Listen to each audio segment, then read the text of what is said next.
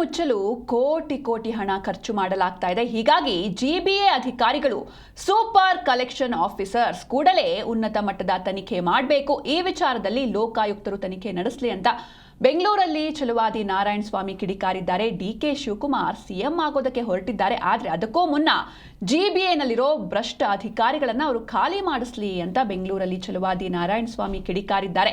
GBA ಅಧಿಕಾರಿಗಳು super collection officers ಅಂತ ಅವರು ಹೇಳಿದ್ದಾರೆ. ಯಾಕಂದ್ರೆ ನಿನ್ನೆ ಒಂದು ವರದಿ ಸಿಕ್ಕಿತ್ತು, ಗುಂಡಿಯನ್ನ ಮುಚ್ಚೋದಕ್ಕೆ ಕೋಟಿ ಕೋಟಿ ಹಣವನ್ನ ಖರ್ಚು ಮಾಡ್ತಾ ಇದೆ ಕಾಂಗ್ರೆಸ್ ಸರ್ಕಾರ ಎನ್ನುವಂತಹ ವರದಿ. ಅದು ಕೂಡ ಒಂದೊಂದು ಕ್ಷೇತ್ರಕ್ಕೆ ಇಷ್ಟಿಷ್ಟು ರೇಟ್ ಅಂತ, ಅಂದ್ರೆ ಚಾಮರಾಜನಗರದಲ್ಲಿ ಒಂದು ಗುಂಡಿ ಮುಚ್ಚೋದಕ್ಕೆ ಒಂದಿಷ್ಟು ರೇಟ್ ಆದ್ರೆ ಇನ್ನೊಂದು ಕಡೆ ಯಾವುದೇ ಖರ್ಚಾಗಿಲ್ಲ ಗುಂಡಿ ಮುಚ್ಚೋದಕ್ಕೆ ಜಯನಗರದಲ್ಲಿ ಎನ್ನುವಂತಹ ವರದಿ ಇತ್ತು. ಈ ಬಗ್ಗೆ ಬೆಂಗಳೂರಲ್ಲಿ ಛಲವಾದಿ ನಾರಾಯಣಸ್ವಾಮಿ ಕಿಡಿಕಾರಿದ್ದಾರೆ.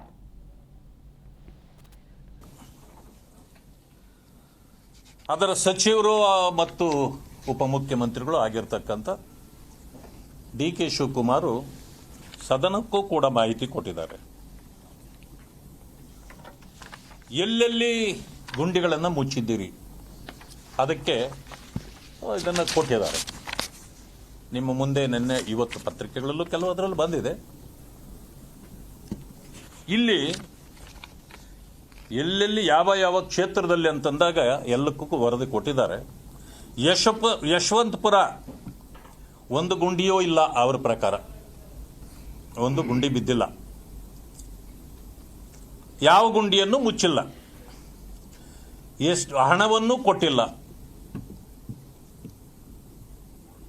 ಆನೇಕಲ್ನಲ್ಲಿ ಒಂದು ಗುಂಡಿಯೂ ಇಲ್ಲ, ಮಹದೇವಪುರದಲ್ಲಿ ಗುಂಡಿಯೇ ಇಲ್ಲ. ಮಹದೇವಪುರ ಹೆಚ್ಚು ಕಡಿಮೆ ಗುಂಡಿಗಳ ಕ್ಷೇತ್ರ ಅಂತಲೇ ಹೆಸರಾಗಿದೆ. ಆದರೆ ಅವರ ವರದಿಯಲ್ಲಿ ಗುಂಡಿಗಳೇ ಇಲ್ಲ.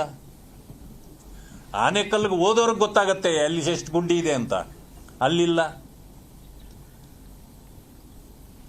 ಇದು ಎಂಥ ವಿಪರ್ಯಾಸ! ಇವರ ವರದಿ ಇವರು ನೋಡ್ತಾರಾ ಇಲ್ವಾ? ಇದರಲ್ಲಿ ಒಟ್ಟು 41,150 ಗುಂಡಿಗಳಿದೆ ಅಂತ ಅವರು ಹೇಳಿದ್ದಾರೆ. 39,887 ಗುಂಡಿಗಳನ್ನು ಮುಚ್ಚಿದ್ದೇವೆ. ಇದಕ್ಕೆ ಖರ್ಚಾದ ಹಣ 33.85 ಕೋಟಿ.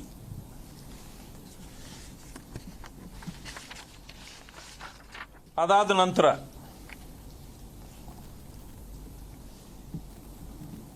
ಈ ಗುಂಡಿಗಳ ರಸ್ತೆ, ಇದು